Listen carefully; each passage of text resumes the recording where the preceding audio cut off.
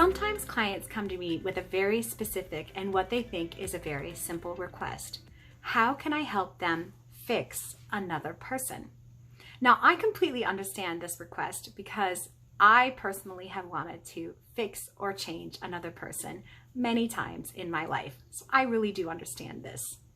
However, I have mentioned before that a lot of times when people come together, their anxiety combines with the anxiety of other people or pre-existing in the system, or maybe a result of external stressors, and that causes people to lose individuality. As a result of losing this individuality, people tend to start showing behavioral symptoms that can look like real workplace issues.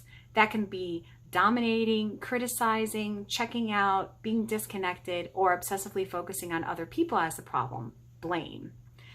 Now, as I mentioned before, when we see these symptoms occurring in other people, we want to change them, right? That's when people come to me and say, how can I fix this person? Well, my job is to resist the temptation, essentially, to seeing the person as the problem, but to start understanding all of the anxiety in the system.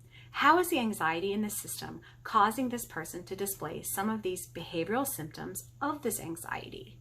Now, you can do this for yourself. When you start thinking from a systematic standpoint, start understanding people's behavior as a function of who they are in that specific environment, not necessarily who they are as an individual. I'm sure you've seen plenty of examples in your personal life and your work life where people act very differently sometimes on a one-to-one basis than they do when they're with a group of people. And quite frankly, this change in behavior is a result of this melding. And sometimes, again, when that melding occurs to the point where people lose their individuality, they start showing these symptoms. One of the best things you can do is recognize this quite clearly as being a function of the system.